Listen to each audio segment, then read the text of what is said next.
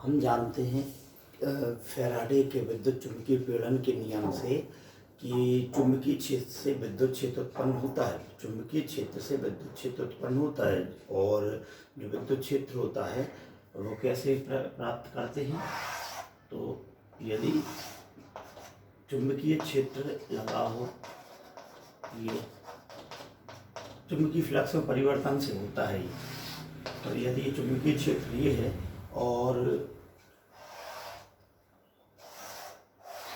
कोई कॉइल है, उसे घुमाया जाए चुंबकीय क्षेत्र के लंबवत, ऐसे। तो ये क्या है? कॉइल है, कुंडली है।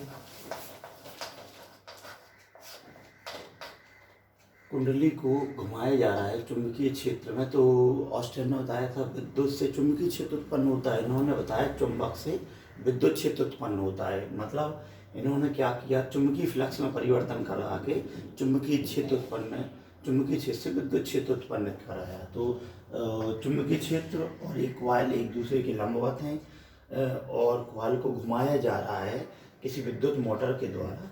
तो क्या होगा, इसमें चुंबकीय फ्लक्स में परिवर्तन होगा चुंबकीय बल रेखाओं से। इससे इसमें प्रेरित विद्युत वाहक बल उत्पन्न हो जाएगा या प्रेरित धारा, ये आई लौट के आ रही है ऐसे, ठीक है।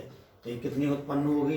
तो फैराडे के नियम क्या पढ़े थे कि उत्पन्न प्रेरित धारा का अस्तित्व तब तक रहता है जब तक कि चुंबकीय फ्लक्स में परिवर्तन हो।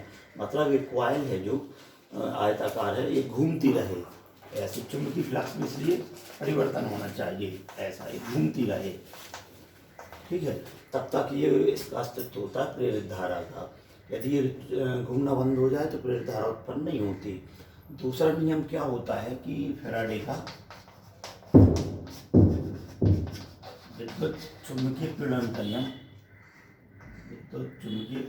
नियम, कि जो प्रेरित विद्युत वाहक बल उत्पन्न होता है ई, या जैसे कैपिटल ई से कहने लगे, ये क्यों उत्पन्न हुआ है? क्योंकि चुंबकीय क्षेत्र में परिवर्तन हुआ, चुंबकीय फ्लक्स में परिवर्तन हुआ समय के साथ साथ।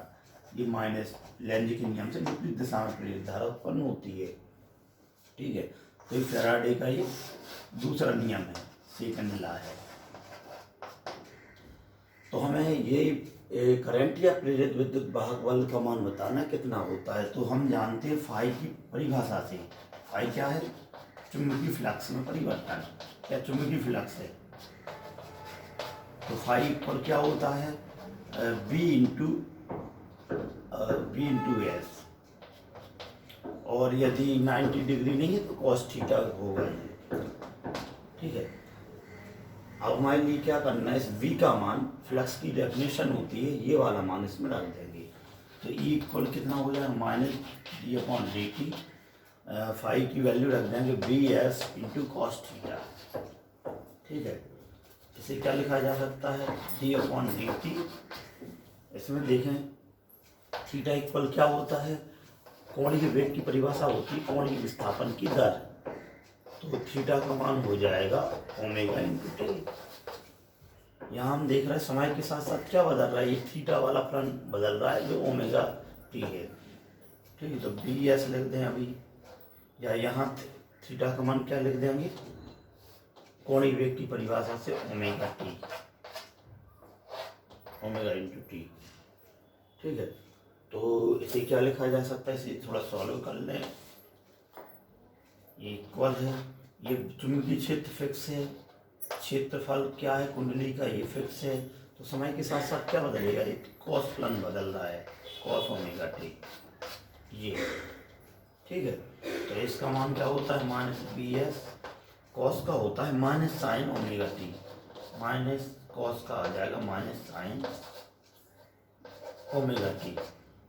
इसका आंसर ये होता है। लेकिन यदि टी अकेला होता, ओमेगा है तो ये ओमेगा इंटू में आ जाता है, ये सूत्र फलन के फलन का। मतलब ये आ गया B S omega sine omega T, ठीक है। माइनस माइनस का ही प्लस कर दे, ई इक्वल इतना आ रहा है। अब इसे क्या करें? ओमेगा कोणीय वेग फिक्स है, क्षेत्रफल फिक्स है, ये सब कांस्टेंट है। कांस्टेंट है तो इसे नियतांक मान लें E0 साइन ओमेगा टी कहें इसे। यहाँ E0 कितने के बराबर है, BS ओमेगा।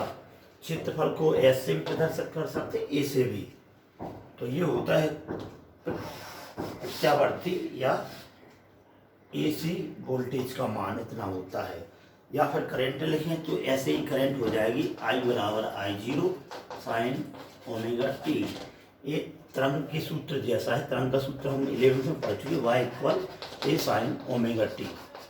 ठीक है, तो ए क्या होता है उस तरंग का आयाम, y होता है विस्थापन। वैसे ही ये E0 क्या कहलाता है, इसलिए आयाम मतलब अधिकतम मान, अधिकतम मान मतलब शिखर मान काय का। ये वोल्टेज की बात हो रही तो वोल्टेज का शिखर मान, और कौन सा वोल्टेज, प्रत्यावर्ती वोल्टेज। ये E0 का उसको क्या बोल सकते हैं, वोल्टेज का शिखर मान। तो इस प्रकार से वोल्टेज उत्पन्न होता है।